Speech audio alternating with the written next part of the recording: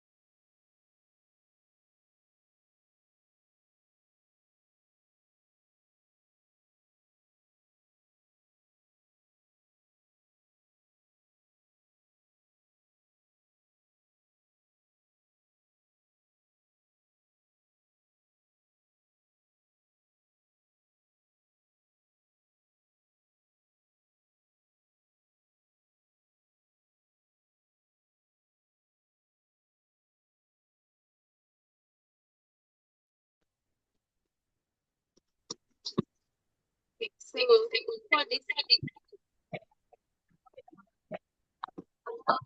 for the salve setup, I have this on an electric heater because I'm doing it on the countertop. However, you could do it on your stove on medium heat.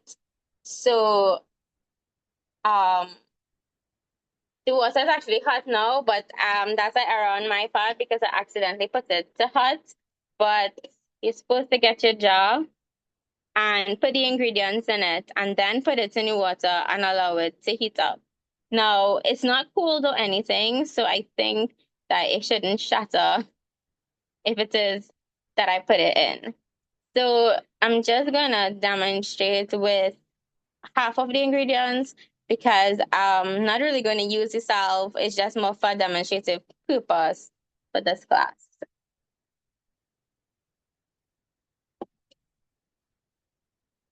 So I got the beeswax. I'm not sure if you can see it.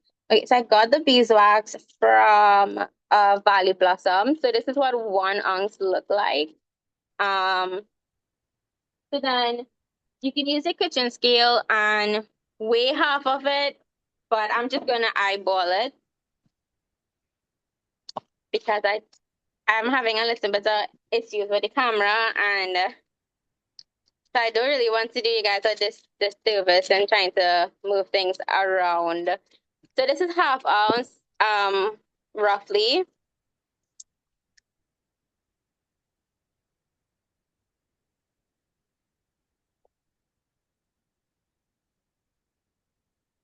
So my jar has been sterilized. It's high. It's not a very flat jar. It's a tall jar to be able to go into the water. And at this stage, you do not want to put in essential oils because essential oils are volatile and they will evaporate and they're very expensive to use um carelessly like that. So I have individual infusions. So this is lavender in grapeseed oil, and this is calendula in grapeseed oil, and this is cinnamon in grapeseed oil. So the recipe calls um for half cup to 1 ounce. And because I'm only doing half of it, what I'll do is I'll need quarter cup. I mean, yeah, so quarter cup. So you can just take your cup measure, right? And you decide if it is that you want to use all of one oil or if you want to do like 1/3 of each of the oils. So in this case, I would probably just do 1/3 of each to make up the quarter cup and then add it to the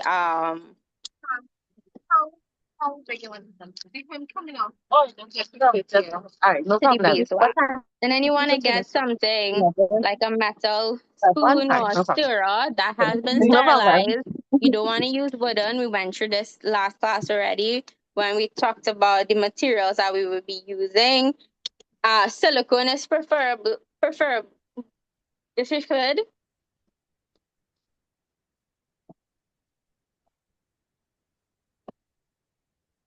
So yeah. So this is what it looks like. You stir it up a little bit, and then I'm just gonna put it in. So ideally, this um, so you can see close up. So it's not all the way up. It's like 3/4 way, but the water covers the oil level so that the beeswax and the oil can melt together. Now, if it is that you're using a high volume of beeswax, you want to melt the beeswax before you add the oil because you don't want to risk the oil burning because it has already been infused. So we just put it. So this is gonna take a little while to do, so I'm just gonna put it off to the side and we could start another preparation. But before we do that, let me just show you guys how the hydrosol is doing. So this is our ice. You can see condensation already starting to happen. And you see there are small steam particles here. And then towards the center where it's condensing, you can actually see bigger droplets. So I'm just putting back the ice.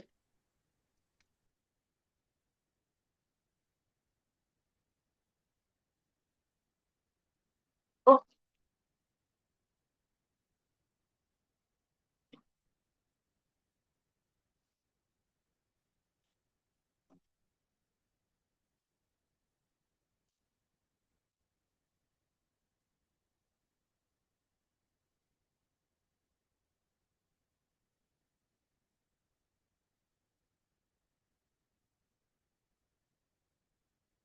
Somebody's camera is on. oh,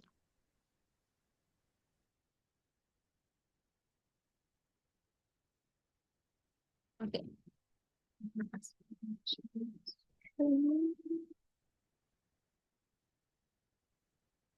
So, to the end of the sales document, right? We recommend that you do a test before a test batch before you use it, simply because of any allergic reaction or anything. You don't want to give somebody something and it makes it worse. Now, salves are put on topically over oil because the ingredients in it, it's like beeswax is very waxy, so it tends to form a protective layer over, say for example, a wound, or if it's eczema, a rash, or a flare up of the sorts. If it is that you itch and you know you have like whealing and stuff, right? So once the skin is broken, if you have any cuts and burns, you can also make a salve for it simply because it will have that protective layer over it. And then you can even, for it not to smear, you can even put like a bandage or of the sort over it as well. So one thing you can include in your salve, if it is that you're having it in a big batch, is vitamin E oil. So here, you can see this optional ingredient here, right? So vitamin E oil is a preserving agent, natural preserving agent. So you put as much as you want, you because of that. So for this demonstration, I'm not gonna put any because I don't really want it for a long shelf life. And vitamin E oil has repairing benefits, so it goes well with your salve. Now there's this part here with shea butter. And here you see that there's a grater or a knife for cutting. So usually your beeswax and your butters tend to come in a big piece, and usually you have to cut it up because you want to increase surface area to allow for it to melt faster. So in this recipe, it is the ratio changes because you see we're not using a whole lot of beeswax compared to the other one simply because we're adding other things to it like the shea butter. So knowing what it is you want to add and being able to manipulate the recipe is also a good thing to practice, especially if it is that you are customizing it for different uses. So, okay. So then you can go through this section to get the differences between salves and balms. So balms, they are harder in consistency because you don't use as much of the herbal oil as you would with salves. And these are usually for muscular issues so like a muscle balm when you have a joint uh balm to have around. So the ingredients that you would use would be more for deep penetrating action, and these are not as spreadable. So when the salve is spreadable, it means it's going to absorb quickly. But with the balms, it's not going to absorb as quickly. So it's going to remain there to be able to do what it needs to do and penetrate deeply through the skin layer into where it is that it needs to go in. So just with the salves, you can. So we know some of the balms, like we have lip balms, we have rashes. So like rashes or like diaper rashes, any of those irritation, you can, use it. Also, bedtime. This one is an important one that you can use it for, especially if it is that you don't want to drink a herbal tea or you don't want to take any drugs to help you sleep, like melatonin. This is also a good thing that you could do to help you sleep. So it have a little section on how to use it. And again, definitely do your tests. Make sure and check it for allergies and sensitivities. Now, I put in a section here for the bases and waxes that you would use for balms. So we talked about different carrier oils before and what it is used for. So I put in that information here so y'all can be able to manipulate the recipe according to the need that you need for it. Now, coconut oil, usually you would want to get the cold press one or quote unquote the commercial one, but try to get as organic as possible. Because the homemade one tend to go rancid after some time, and that would affect the shelf life of your balm or salve, whatever it is you're using it for. Now, olive oil is very pungent. So again, take into consideration what it is that you want from the oil and not just the benefits, but who it is going for and is it going to affect the person using it. So these are lighter oils that easily absorb. So these might be better to use. And usually when you see people make herbal products, these are the good, they're definitely cheaper. I know jojoba oil is on the expensive side, but compared to like olive oil, like pure olive oil, um, so it's quicker to absorb too if it's lighter. And if it says that it's a non-comedic, comedogenic means that it doesn't cause like acne and stuff to flare up. It gets absorbed really quickly. And then these are some beeswax, well, waxes that you can use. So I use beeswax, but it have people who are vegans and or can't have any animal product. So they have candelilla wax, which is a plant-based wax that you can use. It's harder than beeswax, so the process you definitely need to grate or cut up your beeswax. This wax for it to melt faster. So soy wax, people use this as well. They also use this in candles, the soy wax, but I think this is a more expensive option if I'm not mistaken. So again, we're talking about the ratio. I showed you how to manipulate the ratio in salves. Similarly, you need to be able to manipulate that ratio for balms, which is why I will give you like a general recipe, and then I will give you different recipes that manipulated that main recipe. So again, if you use more oils than waxes or butters in a balm, it's going to be more spreadable as well. Butters tend to melt at room temperature. So again, you need to know, is it something that you want to have room temperature stable, or if it is okay that you could stick it in your fridge. Also, if you're using essential oils tend to evaporate at heat, and in Trinidad room temperature is very hot. So you might want to, take those things into consideration as well when you are making your preparations. So knowing your skin type of the intended user.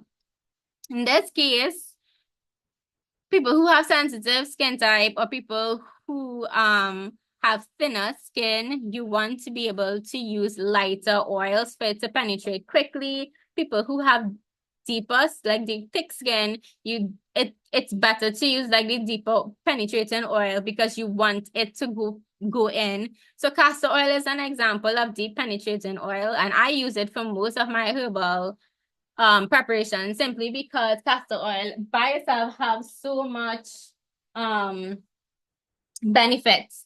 So when I use it, like for example, it's deep penetrating, it goes in very much further than other oils. And for example, if I infuse it with peppers like cayenne pepper, hot pepper, any of those peppers, what pepper does, it helps with circulation and it helps with pain management, especially in your joints and muscle. So if it is that you look at muscle relief, like the Mobexo stuff, you will see that most of it tend to have like capsicum extract, some have nutmeg extract. So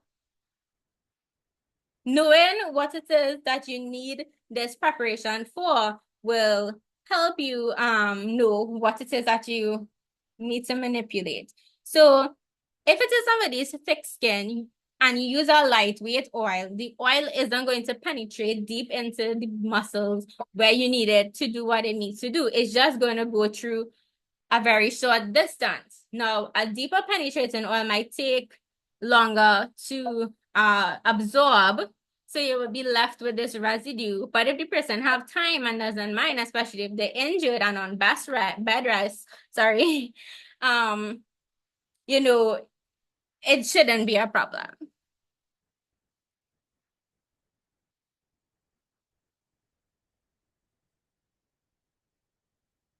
Actually, the Google Classroom already have this stuff though. So this is session 3 and it's already there. All the documents are already uploaded.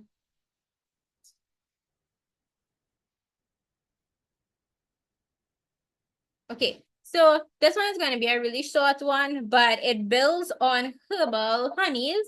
So last time when I mentioned the herbal honeys, I showed you all my black seed honey paste. Now, technically, that was not a herbal honey, that is an electuary because it's electuary is honey and powder to form a paste.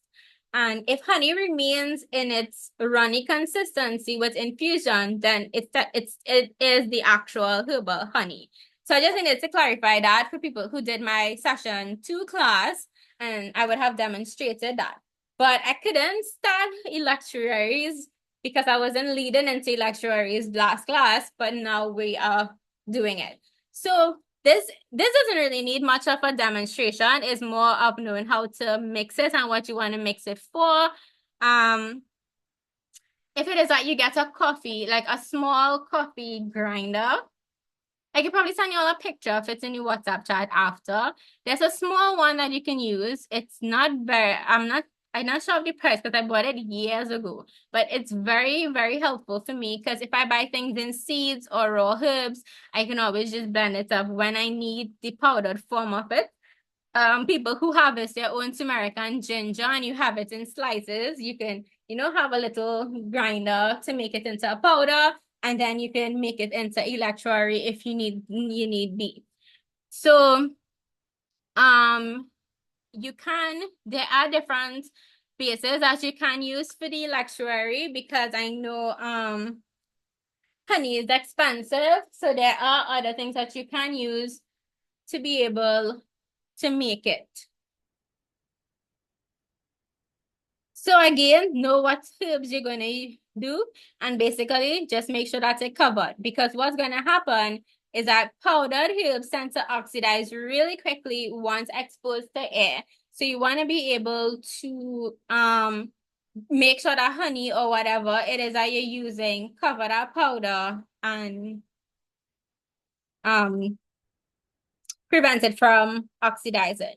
So why would somebody want to make electuaries? Simply because stemming from, like, if it is that you have whole garlic or whole ginger or whole lemon pieces in a honey, it's very hard to access that if it is that, unless you strain it, right? And if it is it's in a pinch, it's kind of going to be hard with all these particles in it. So for convenience, you already have the paste, you take it and you go. The paste, water could be added. You could get a quick tea with it, especially ginger honey tea if you need it. And then paste is consumed by kids. So you just give them a little bit, they swallow it, and they're good to go. Because you're not gonna get kids to really sit down and sip on a cup of tea. So if it is that you are buying, so this is also a concern for lozenges where they use powdered herbs and for capsules, where you use powdered herbs, but know where you're sourcing your herbs from, because this was important in session 1 when we talked about how you're going to source your herbs and identifying where in the process your herbs come in. Now it have people who will get the powdered thing and it starts to disintegrate, and by the time you actually start to use it, you start to see weevil growing from it. I mean, this has happened to me multiple times to the point that I was really frustrated because I think I paid $75 for a little packet of Siberian ginseng. And Siberian ginseng is like so rare. And when I went to the store, I was expecting like dried root or something because it's a root, right? And they gave me this powder, but I really needed it. So I was like, you know what? I'm just going to take the chance and do it. And within a month, I couldn't even use the Siberian ginseng anymore because the weevil and stuff already started to grow from it while it was in the sealed packet from this store. So for me, if it is that, so I tend to be very wary and I prefer to do it myself. So if it is that you can trust the source of your herbs, go ahead, you can purchase it. But again, I think if you go in the grocery and you buy the little packets of herbs in the herb section and you even leave it long in your pantry, you would see it starts to melt, it starts to disintegrate, you start to get like weevil and stuff in it. You actually see like eggs and nests being formed in it. So, you know, it's not just in herbs, it's like everything that you purchase from the market. So if it is that you want, so here are the measuring tools. If it is that you want it to be a specific ratio and you're not just eyeballing it, you can go ahead and weigh it or measure it out in a cup. But remember that this mixture should happen really quickly and you don't really want to expose your honey and your powder to like measuring utensils. So ideally you could use a scale and you could tear the scale or zero the scale and add everything to the container, right? And mix it up. So this is where your kitchen scale is going to come in handy, especially if it's a digital one. And yeah, so here will be the rest of the documents of the example of how you're going to mix it. Because I know people look for immune boosting support a lot. Right. So here you want to be able to use raw honey. Again, honeys, we have so much on the market. So how do you know which one is good quality? So this is where you're going to have to ask your questions, and this is where you're going to have to decide on, you know, how are you going to source your ingredients. So here, the shelf life is shorter because of the raw powdered ingredients, but it would last a few months and hopefully it finished before the few months if it is actually making it for a specific reason. So here would just be this one would be here's a summary putting the differences between the two of them. Y'all can read that through on your own time. So the oxymel is a similar preparation to your herbal like vinegar. I also have the difference. So I have the difference between both of them here in terms of the ingredients that you use. So in a vinegar, you don't really use honey and a sweetener, but with the oxymel, after the infusion process is done and you strain it, you add your sweetener and you're able to have it. So this is for people who can't stomach the acidic vinegar but they want the properties of having a vinegar infusion. Now, the flavor profile as well is going to be different because you're adding a sweetener to it. It's going to be sweetener is going to sweeter, sorry. The flavor combinations are going to be balanced out by the sweetener, and it's not going to be as harsh. Whereas the vinegar is the total opposite, right? It's purely acidic. It does not have any sweetener in it, and it's not very palatable, especially if you want to administer it to people. Now, if it is that you're using, so I know some people use the apple cider vinegar combination, the herbal vinegar, to manage things like diabetes and other ailments. Now, if it is, that some people kind of stomach it like every day that they need to do it for, making an oxymel is a good option because you will get the balance, you will get the benefits from the honey as well. If it is, you can have it. However, if you cannot have it and, the honey or any other sweetener is going to cause your blood sugar to go up and not just the brown sugar, but then stay away from it. And unfortunately, you would just have to take the tartness. But if it is that, because I know some people who could have can't have processed sugar, but they could have natural sweeteners. But I guess if you're diabetic, you would know what causes your sugar spike. So here, oxymel is purely for medicinal purposes, whereas the vinegar could be used in culinary uses, like salad dressings. You could put it in marinades and use for pickling. The shelf life, because honey not supposed to have a shelf life to begin with, right? But because you're mixing it with herbs that are live, what's gonna happen is that this is going to reduce um the shelf life of your honey, unfortunately. And if it says that you remove the acidity from your vinegar preparation, that is reducing your shelf life, because vinegar at high acidity is a preservative agent. So if it is that you're reducing acidity, it means that you're reducing the shelf life of said product. Okay, so here I like to put in like herbs that we can get locally.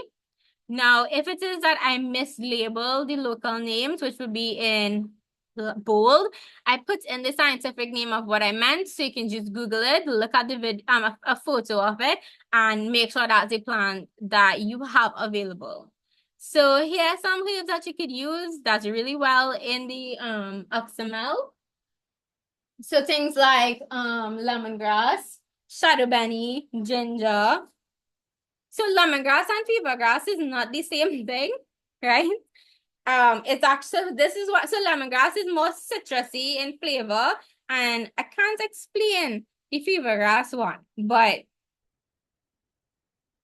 I know everybody know fever grass, right? So you can see the names are quite similar, but here the identifying agent is this separate name. I can't, so we could use shadow bunny as well, henweed, Corylli. This is especially if you're diabetic. Corylli, the berberine and Corylli helps lower blood sugar and manage blood sugar levels.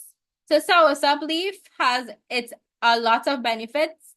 It's supposed to also be anti-cancerous. So again, I mean, I'm not going to include that simply because it could be problematic and I don't want anybody to to get me in trouble. So I'm just putting my disclaimer.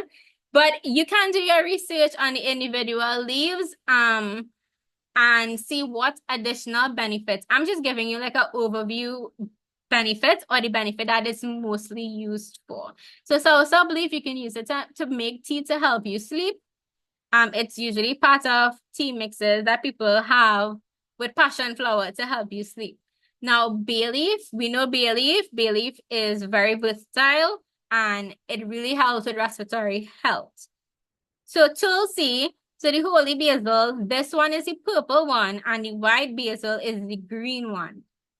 So tulsi is really good for your brain and immunity, and you want to use that as much as possible as well. Okay, so